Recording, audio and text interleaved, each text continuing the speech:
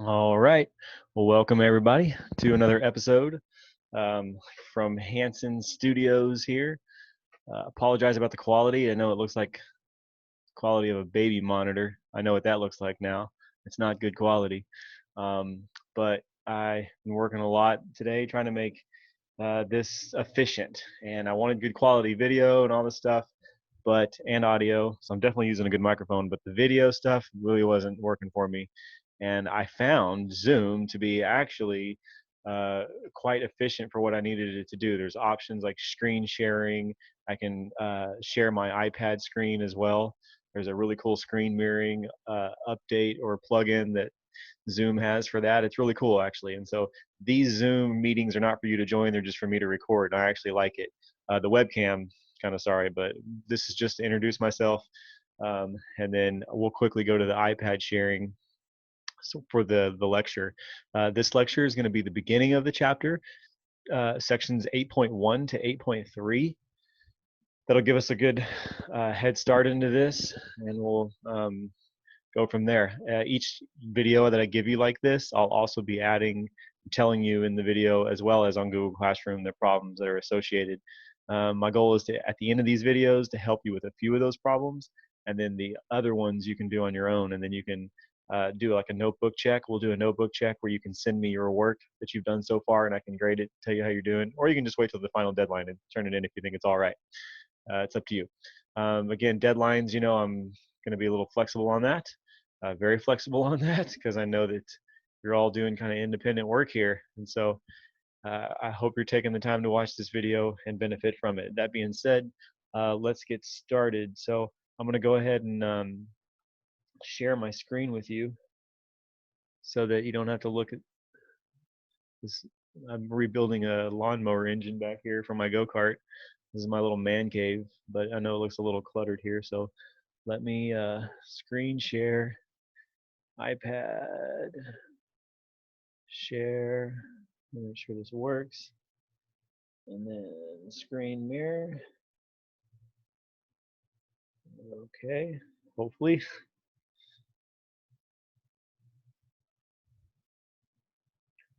Come on, Zoom, don't let me down now.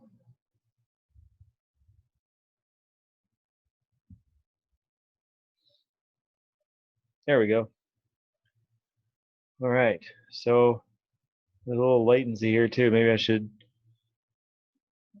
try to get better Wi-Fi signal out here, but I think it's okay. So chapter 8 is all about quantities in chemical reactions. Quantities in chemical reactions. So there's actually a word for this. It's a vocab word that we start with in the beginning of the chapter, and it's called stoichiometry. S-T-O-I, chiometry, stoichiometry. And it's basically like the science of just dealing with quantities and their relationships to each other. We've actually done a lot of that this year, really, but we're going to take it to a whole new level by looking at quantities in chemical reactions rather than just, well, how many moles of something do you have if you know how many grams of it you have. Those are easy conversions. But now we're going to look at recipes and see, like, okay, well, how much can I produce if I have so much of this or that, and so on. So um, the lesson begins with talking about global warming. So they found a way to get that into the textbooks, obviously, because that's something of a concern. And so it definitely works its way into science textbooks. And what a better chapter than chapter 8, talking about quantities of chemical reactions to really analyze this. So what's going on? Why are we having an increase in global temperatures, even though they may be small? Why is the graph showing that? And we know we can obviously tell too by the recipe here. So like chemists will look at this recipe for the combustion of octane in cars, and they'll see, oh wow, look at that. If you read this recipe here, it says 2CH18 plus 25O2 will give you 16 CO2 plus 18 H2O. All right, that's a chemical reaction. And hopefully you're able to recognize that as a combustion reaction because you're taking oxygen gas and you're combining it with a hydrocarbon there. And the hydrocarbon that we're analyzing there is actually octane. There's all kinds of hydrocarbons out there. but this one is octane, a very dense, super energy-rich molecule. Look at that, 8 carbons in just one molecule, versus the 1 carbon in methane. That's the gas that comes out of the nozzles at the school in the lab. So methane gas, pretty easy to come around. Only got 1 carbon in it, and it's surrounded by 4 hydrogens. Here, this molecule has 8 carbons, and it's surrounded by 18 hydrogens. And so we are taking that hydrocarbon there. If you look at the recipe, well, we're taking 2 of those, and we're adding them to 25 oxygen gas molecules. Okay, that's a lot, isn't it? It takes a lot of oxygen gas to burn hydrocarbons, or at least octane. So that's why car engines, they demand a lot of air so that they can burn well all of the gas that you're putting in the cars. So you'll put turbochargers, belt-driven superchargers and stuff, so really pump some air into the engine, and it makes it work a lot better. But look what the results are. Look at the chemical reaction arrow. Obviously, this is only if you get, a chemical reaction. And if you do, which the catalyst for that would just be heat, not much, you're going to get 16 molecules of CO2 gas and 18 molecules of water. That's a lot just from 2 simple molecules of octane. And it's because there's so many carbons in there. And you're also adding a lot of oxygens to the octane. So those got to be in the product side somewhere, right? So everything you start with on the left's got to show up somewhere on the right of the chemical reaction, right? You guys know that. It's the conservation of mass. It's a law of conservation of mass. And so you've already learned about how, to recognize that as a combustion reaction. You learned how to balance chemical reactions, like we just said, that everything on the left needs to add up to everything on the right. But now we're taking this to a new level here, and we're looking at this as a recipe. And let's change our vocabulary a little bit. I was saying 2 molecules of octane plus 25 molecules of oxygen gas and so on.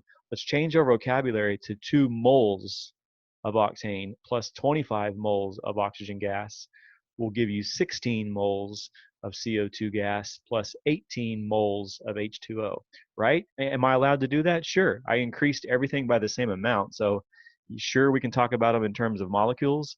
We can also talk about them in terms of moles. And when we deal with chemistry and atoms and molecules, they're so tiny that it's we write these chemical equations and we talk about them in terms of moles. It's like the chemist's dozen, right? Bakers talk in terms of dozen. They say, hey, I sold 30 dozen donuts. Well, chemists are going to talk about moles. And so let's use those coefficients that we see, the 2 there, the 25, the 16, and the 18. Let's give those units as of moles for the rest of this chapter. For every chemical reaction you see, use that terminology. All right, and so look at the diagram there. It's showing you that greenhouse gases trap heat, and carbon dioxide is known to be a pretty good greenhouse gas. It loves to, it's heavy, it's dense, and it hangs around a long time, and there's a lot of it, and it just the polarity of it, and a lot of the properties of carbon dioxide gas make it a really good greenhouse gas. Oxygen, not so much, but CO2 is definitely a good greenhouse gas.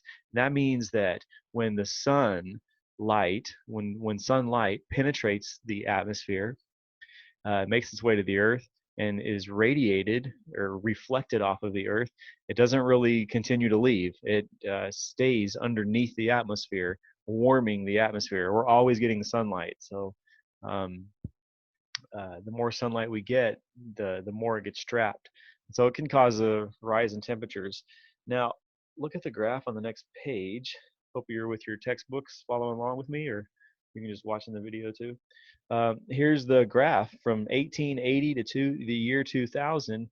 You can see a steady increase. Now, some people will make this look like the temperatures are rising like crazy, but they're not actually. If you look at the y-axis on this graph, we're going from around 0.2-ish to 0.6-ish degrees Celsius.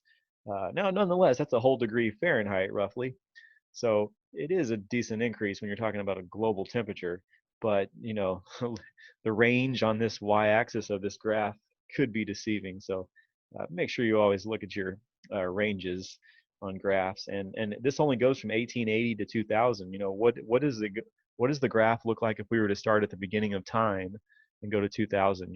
Is it going to be, obviously it's going to have a different shape. And so to be careful when you're analyzing graphs, either economically or whatever, so that you don't make the wrong assumptions. But we can definitely see an increase here, especially from 1960 to 2000. Obviously, uh, creating cars, all those muscle cars in the 60s and 70s, and even leading up to the 2000s, we definitely have an increase in temperature, and we know from the recipe. Look at the recipe. You're making a ton of carbon dioxide, and we know it's a greenhouse gas, so it's going to have that effect. So stoichiometry is a really useful tool. Um, and there it is. There's the vocab word. Let's read it. I know we normally write this stuff in our notes, but that's okay. You can just highlight it in your book or make a note of it here. Stoichiometry is the numerical relationship between chemical quantities in a balanced chemical reaction or chemical equation. Um, Stoichiometry allows us to check this out. This is a little wordy sentence here, so stay with me. It's got a lot packed into it. Stoichiometry allows us to predict the amount of products that form in a chemical reaction based on the amount of reactants. Okay. It also allows us to predict how much of the reactants are necessary to form a given amount of product that we may want, or how much of one reactant is required to completely react with another reactant. So there's so many different ways you can look at stoichiometry. You can see, you can look at all the rest. You can look at the recipe, and depending on what your question is, you'll do the appropriate math conversion factors. And so let's stay with the recipe concept and context for a moment. This is the best way to teach this. I love how the book does this. This is so good. Let's say you wanted to make some pancakes. Here's a good recipe for pancakes. 1 cup of flour plus 2 eggs plus 1/2 of a teaspoon of baking powder will produce for you 5 pancakes. Well, there you go. That's a recipe just like that chemical equation we just looked at. Just different ingredients. Instead of chemicals like octane and oxygen and CO2, we're using eggs, flour, baking powder, and pancakes, which are, by the way, chemicals. Everything is a chemical. But, you know, we're using like common ingredients here. So uh, the recipe shows the numerical relationships, right, between the pancake ingredients. You have 1 cup of flour to 2 eggs. You could say you have 2 eggs to 1 cup of flour, however you want to say that. You could say you have 1/2 teaspoon to 2 eggs, or you could say you have 1/2 a teaspoon to 1 cup of flour, right? Uh, you could even go over to the product side and start using that if you wanted to. You could say there's 5 pancakes to 2 eggs, or there's 5 pancakes for every 1/2 teaspoon of baking powder, right? All of these are necessary requirements for this recipe to take place. If you change any of those, the rest of the recipe, the rest of the recipe, I gotta be careful with that because the end of the chapter will show you. Obviously, what if we had 7 eggs here? Would we still make 5 pancakes? Absolutely. If we only had 1 cup of flour and we only had 1/2 teaspoon of baking powder, but we had 7 eggs, well, we would just have extra eggs, wouldn't we? We would actually need extra of the other ingredients though if we wanted extra pancakes. So there's a concept at the end of this chapter talking about limiting reactants, and you're always going to have at least one limiting reactant that prevents the other reactants from completely reacting. So, but let's not go on that tangent yet. Uh, for now, let's just analyze the fact that there is a relationship between these quantities, whether it's reactant to product, product to reactant. You pick the relationship you want to analyze. Here we look at this relationship. They analyze the fact that, hey, if you got 2 eggs, you're going to make 5 pancakes. Assuming, they had to say this, assuming that you have enough of everything else. Um, so what if you had 8 eggs? Again, assuming that you have enough of everything else, how many pancakes would you make? Using the preceding ratio, 2 to 5, as a conversion factor, we can determine that 8 eggs are sufficient to make 20 pancakes. How did I know that? Look at the way they wrote that ratio, 2 eggs colon 5 pancakes. That's a way you can write a ratio, but come on, in math, that's useless. We write ratios as fractions. So look below. I don't have my pointer, sorry. I guess I could, but it shrinks everything here. Let me see. Let me see if I can do this. Um, I have, yeah, is that too small? That's way too small, isn't it? But here you can see the fraction. That's how we're going to want to write our ratios, not like this. Okay. a number colon another number, that's just not standard way of writing ratios. It doesn't really work for you in any way. Fractions work for us because they're useful in math, and we can set up problems where units cancel and such, and then we get units that we want.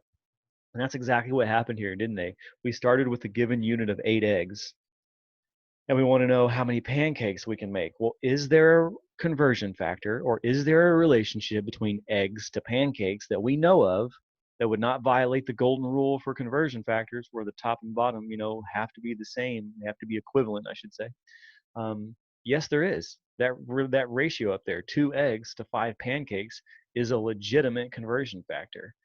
5 pancakes is going to happen if you have 2 eggs, or if you have 2 eggs, 5 pancakes are going to happen on your plate. And so we can set that up, but we want to be careful how we set it up, because we could write that 5 pancakes over 2 eggs, like you see it there. You could also write it 2 eggs over 5 pancakes, but that way wouldn't help you, would it? Because look at what the units are doing. 8 eggs, the eggs is canceling with eggs on the bottom there, right?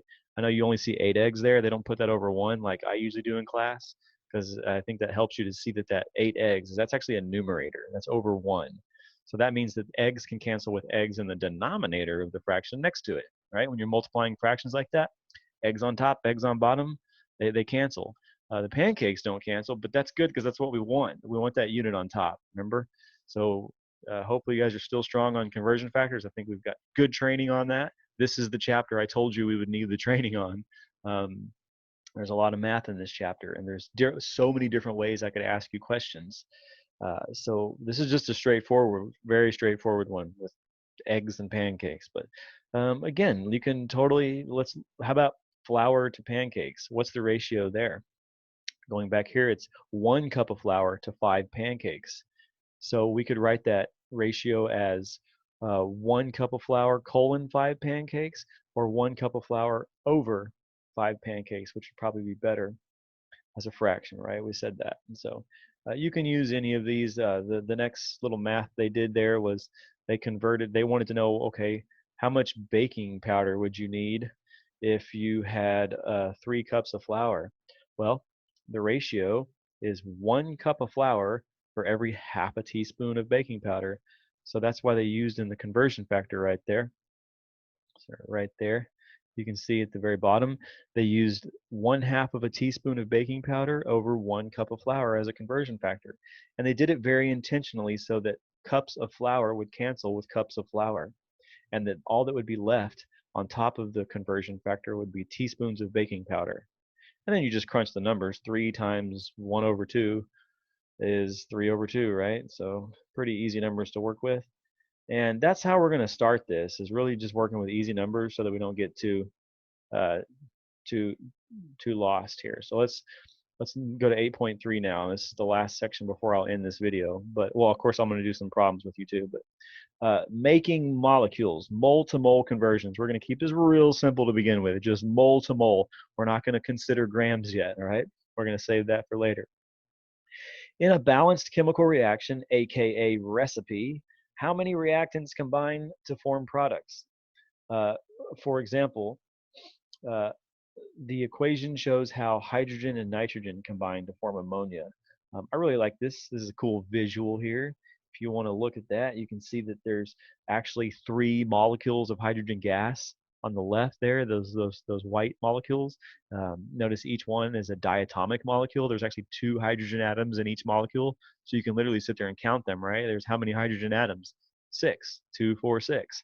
And so 3 hydrogen molecules plus 1 nitrogen molecule, which is also a diatomic molecule. It exists always as N2. So here's your recipe. 3 hydrogen molecules plus 1 nitrogen molecule will give you 2 ammonia molecules. That's not ammonium. Ammonium is NH4 and has a positive charge. It's a polyatomic. This is ammonia, and it does not have a charge. It's not a polyatomic ion. It's a covalent compound. You can see nitrogen's covalently bonded to 3 hydrogens there. And you're going to get 2 of those. Nasty ammonia. If you've ever smelled ammonia, it's horrific smelling. And but look, you could totally synthesize it from hydrogen gas and nitrogen gas. That can easily be done, actually. So uh, I just used the terminology I said not to use because the molecules were literally there to count. The better way to say it would be 3 moles of hydrogen gas plus 1 mole of nitrogen will give you 2 moles of ammonia. That'd be the better way to say it. But for now, they're asking questions about molecules, so we're going to do what they're doing here, okay? The balanced equation shows that, well, we just said that. So here's a look. Here's a kind of a complex ratio. I don't know if that's actually what it's called, but it's what I call it. It shows one relationship to another, right? They put those colons there at the bottom. Forget that. Let's just move to a problem where we see something to work with, and then we can go back to that. I mean, you could always start with that. It'll be a little extra work for you. Basically, all that stuff is in your recipe. So you're basically just rewriting your chemical equation. I don't know if that's necessary. Let's look at a problem. Uh, if we have 3 moles of nitrogen and more than enough hydrogen, so we got plenty of hydrogen to go around, we're not going to run out of that. But if we have 3 moles of nitrogen, how much ammonia can we make? All right, so you just need to know your recipe. And I like how they solve this problem. They write down what's given. That's very important. That's what you're going to start with. That dictates the rest of your problem. You're given 3 moles of nitrogen gas. So your first step is to put that over 1 like I do, and then make a conversion factor that goes from moles of nitrogen to moles of what you want. What does it say you want? Ammonia gas, right? The NH3. And so there's a little solution map here that the book does. Basically, that purple box and that red box are units, and they're just making a little map. They're saying, hey, I want to go from moles of nitrogen to moles of ammonia. What do I need to do that? Right below that black arrow pointing to the right is the conversion factor that does that. You see how it has moles of nitrogen on the bottom and moles of ammonia on top? That's just a step to help you make sure you have the right conversion factor. But keep scrolling down to the solution part where it says solution in red. There you go. I would just start, if you're showing your work, just show that right there. Just put 3 moles of nitrogen gas. That's what you're given, right? And put that over 1 if that helps you. I think it does. And then make a conversion factor. And if you already have moles of nitrogen written down, you know that needs to be on the bottom of your conversion factor. So go ahead and throw that on the bottom. Your next step would be to put the unit you want, which if you look at the problem again, it asks you for moles of ammonia, right? And so that would be the unit you put on top. And then, of course, make the numbers fit. So just go back to your recipe, and you can see that there's 2 moles of ammonia that are produced for every 1 mole of nitrogen. So you'll know to put the 2 in the right spot and the 1 in the right spot, right? You'd have it wrong if you put the 1 on top and the 2 on the bottom there, and then just crunch the numbers. 3 times 2 is 6. So you get 6 moles of nitrogen. A lot of you probably did that in your head, right? You eventually won't be able to, but starting out, the numbers are pretty clean and simple for you. Let's do example 8.1 together, and then we'll do the skill builder and then the practice problems we'll do. And then I'll save 8.4 for another day or for the next video. And all right, so example 1 says sodium chloride, NaCl, forms by this reaction between sodium and chlorine. So there you go. There's your recipe. 2 moles of solid sodium plus 1 mole of chlorine gas produces 2 moles of sodium chloride or table salt. How many moles of table salt result from the complete reaction of 3.4 moles of chlorine gas? That means assume there's more than enough sodium to go around. So if you're going to completely use up 3.4 moles of chlorine gas, how much salt would you get? Well, start with that 3.4 because that's going to dictate the rest of your problem. That's how much ingredients you're starting with, right? So it's obviously going to dictate or determine how much product you're going to get, right? If you only have so many eggs, you're only going to make so many pancakes. So you start with a 3 point. I would skip where it says strategize, or I would skip where it says, strategize. I don't necessarily follow that very well. I didn't when I first read this book. It makes sense to me now, but it didn't make it's a lot. It seems to me like extra work. Let's just go straight down to the solution part. We're going to start with what's given to us because, like we said, that's going to dictate the rest of our problem, right? It's going to dictate our answer. And we know that we're only dealing with 3.4 moles of chlorine gas. So write that down first, and then again, I would put that over 1 if that helps you to see the moles of chlorines on the numerator. Otherwise, you could just leave it like that. And then you need a conversion factor. A conversion factor is that 2 moles of NaCl over the 1 mole of chlorine gas. That conversion factor is going to be used, you can see there, to get rid of the moles of chlorine gas and give us the units moles of NaCl. That's what's happening mathematically. We're canceling units and we're getting a new unit there. Well, that conversion factor, why do we have the 2 with the moles of NaCl, and why do we have the 1 with the moles of chlorine gas? Because if you look at the recipe, that's the relationship.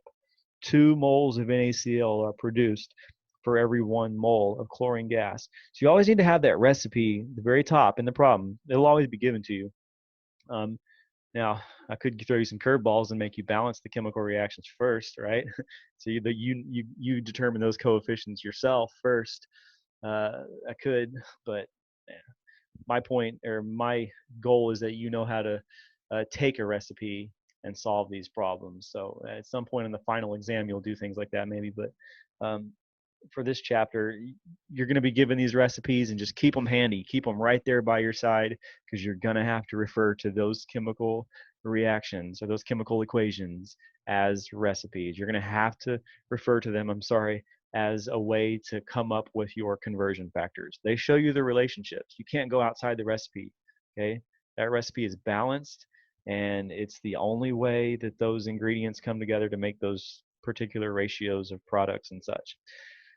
So then it's just a number crunching game. 3.4 times 2 is 6.8. And of course, you know your units. You can see how the other one's canceled and what's left. You guys hopefully know all about that. You've been doing real good all year about that, by the way. So Skill Builder 8.1, here's a good reaction. I love this one. This is kind of the solution to the car problem we had at the beginning of at the opening of the chapter that we had that little graph showing you all the excess carbon dioxide because we're burning hydrocarbons. Check this equation out. You can actually burn just hydrogen. That's a combustion reaction there. It's a special type of combustion reaction in which carbon's not present. So that's the reason you're not getting CO2 in water. You're just getting water, right? And so that's a very clean, clean way of getting some power. That's a very exothermic, powerful reaction right there. That powered the space shuttle to the moon, right? You're burning hydrogen gas. In fact, they use liquid oxygen to do that too because it's so concentrated with oxygen. But anyways, so that's a solution. However, hydrogen can be dangerous, and obviously having liquid hydrogen tanks in our cars wouldn't be the safest thing. So that's not quite the answer, but super clean right there. There are it is possible to have hydrogen powered cars, and they do exist. So here's a very simple recipe that says 1 mole of oxygen gas comes together and combines with 2 moles of hydrogen gas to produce 2 moles of water, gaseous water, because it's so exothermic. The water is like a water vapor. It's so hot. How many moles of here's the question. How many moles of H2O result from the complete reaction of 24.6 moles of oxygen gas? Assume that there is more than enough hydrogen gas to go around. So you have plenty of hydrogen gas in your gas tank, but you only have 24.6 moles of oxygen. Let's say that's all the oxygen you could pump into your motor while you're trying to burn that hydrogen gas. How much water would you make? Well, let's try that out. 24.6 moles of oxygen. 24.6 moles of oxygen. Hey, I guess I can just move this over here like that. Maybe? Yeah, that'll work. 24.6 moles of oxygen gas. Right, that's what that's what we're starting with there. So what I need to do is I'm going to move that down a little bit so you can see it. I can see that my screen is in your way there. In fact, I'm going to move this over a little. Ooh, can't do that yet. Let's do this. Oh boy. Oh boy. Oh. Okay. wanted to move that over. 24.6 moles. In fact, let me just put this here and use the blank page I have at the bottom. 24.6 moles of oxygen, right? 24.6 moles of oxygen. And so we're going to start with 24 point, uh-oh.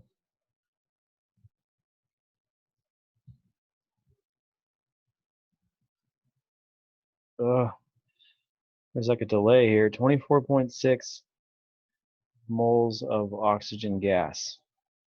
And I want to know how many moles of water, right? How many moles of water? So the way I'm going to set that problem up is I'm just going to rewrite this down at the bottom here, maybe a little smaller. I'm going to start with 24.6 moles of oxygen gas. I'm going to put that over 1. And then I'm going to make a conversion factor that gets rid of moles of oxygen gas, right? I'm going to let that cancel with the moles of oxygen gas over here. So you have moles of oxygen gas is going to cancel with moles of oxygen gas. And the problem asks me how many moles of water will I make? So how many moles of H2O will I make? So now I just have question marks of where to put my numbers. Oh boy, there's major latency here. I'm looking up on my screen and it's finally showing up. Sorry. Okay, there the problem is set up. And if we just stopped there, moles of oxygen would cancel with moles of oxygen, and my answer would have moles of H2O in it, wouldn't it? So I could just put equal. I could put a box around my answer. The unit's going to be moles of H2O. Oh, sorry. Try this again.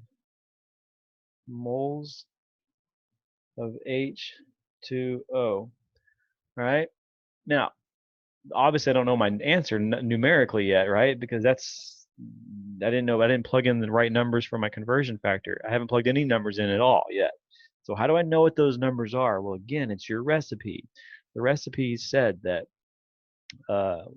well, let's just do this. Oxygen gas plus hydrogen gas gives you water. How would I balance that equation? Notice I only have 1 oxygen in the water, but I have 2 oxygens on the left. So I must have a big 2 here, don't I? Well, now that gives me 4 hydrogens, but that's okay because I can just put a big 2 there, right? To give me 4 hydrogens. Now it's balanced. So you should be able to do that quick, especially with these easy ones like that. So now it's quite easy to make my conversion factor down at the bottom here. Down at the bottom here. Sorry, there's a huge delay there with that. I know what numbers to put because look at my recipe. It says that 1 mole of oxygen will produce 2 moles of water. And so it's just 2 times 24.6, which you could do that in your head. That's what,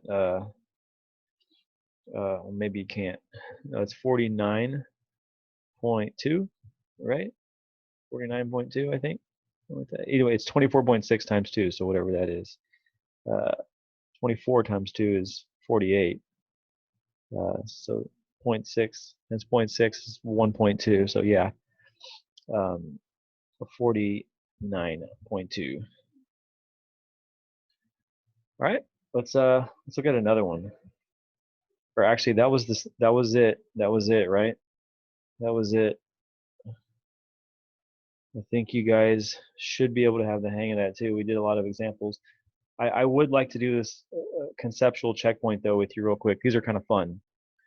So I oftentimes neglect these in class, but these are actually really good. Methane, which is CH4, undergoes combustion according to the following reaction. CH4 plus 2 moles of oxygen gas will give you 1 mole of CO2 plus 2 moles of water. If the figure at left represents the amount of oxygen available to react, which of the following best represents the amount of CH4 required to completely react with all of the oxygen? So I love how you're not allowed to use numbers here. Those of you that love math, you actually have to look at the pictures and figure it out. It's almost harder than doing the math, I think, right? Let's look at the recipe. It says 4 methanes are going to react, or no, I'm sorry, it says 1 methane will react with 2 molecules of oxygen. So for every one of those red molecules you see on the left, you're going to need 2 molecules of oxygen. So you're basically going to need twice as many oxygen molecules, right? Oh, I'm sorry. Excuse me, I'm reading this totally wrong.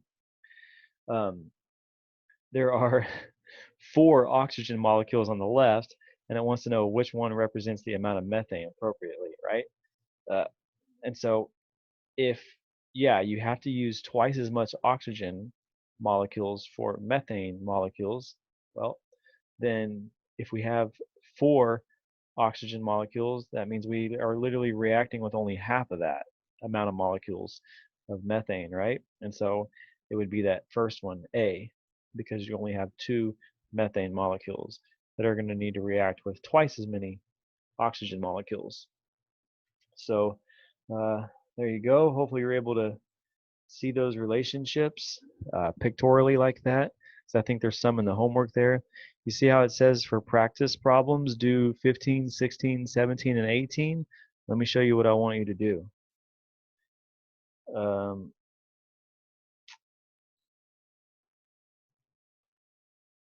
You have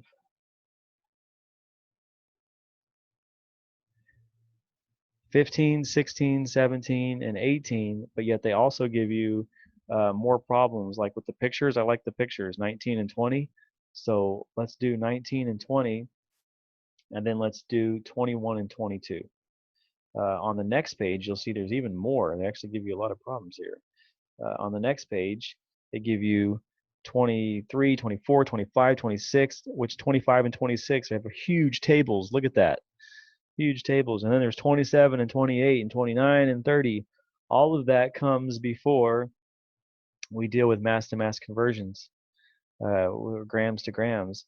But let's hold off on those problems for now. Well, I mean, this is all self-paced, so we're eventually going to do these all. So if you want to jump ahead, you can. But I think there's another video lecture I need to do before we actually do some of these 23 through 30, because they're not in this list. You see here. Remember that each chunk of work here is given to you by the example that's associated with. So if you look at example 8.1, it's got problems 15, 16, 17, and 18.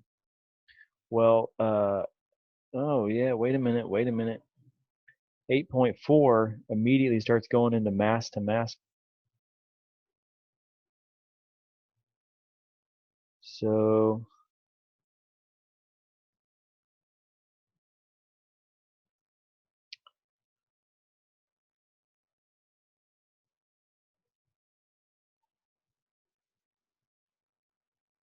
yeah, okay. I just feel like I'm missing pages or something here. 261, 262, 263, 264, 265, 66, 67. This chapter's not as long as I thought. So they give you a lot of work based on just the one concept. You have a whole lot of work here on limiting reactant. You have a whole page on mass to mass. For the mole to mole, well, let's do this. Go ahead and do everything but those table problems. Just skip the table problems altogether. Just skip 25 and 26 altogether. But do the other ones, like 23, 24, and then 27 and 28, they just have one problem inside of it. And 29 and 30, they obviously have A, B, and C, but I like how they make you balance the equation and do something a little bit different. So do everything up to question number 30 based on this video. This video should have the instruction you need to finish up to number 30.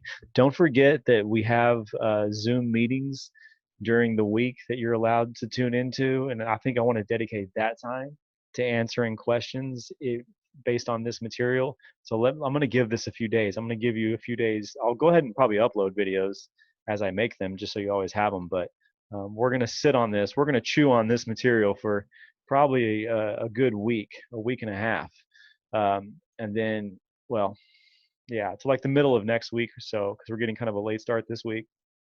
And then we'll look to mass conversions. We'll do that for like a whole week, because there's a lot of work there. And then we'll do the limiting reactant probably for another week, and then that last concept about enthalpy. But don't worry, I got the plan. So we're going to have plenty of time. I don't think we're stressed on that. And so just rock and roll with up to number 30, but don't do 25 and 26. Please tune in and let me know if you have questions for the Q&A sessions for our scheduled Zoom times. That'd be a great time for me I can actually use my iPad. I actually like Zoom now because I can do this. I can screen share. And so check this out. I can stop share and go back to the regular old self here, and I can share exactly what's on my iPad, or I can share photos I have. It's pretty cool. It's actually very versatile. So I'm impressed with Zoom. I just don't like the quality of my webcam up there, but I think the audio is okay. Hopefully will be. And so I'm going to, without further ado, get this video uploaded to you so you can watch it. And I'm sure you may not going to watch it tonight, but sometime tomorrow or whatever. But good night.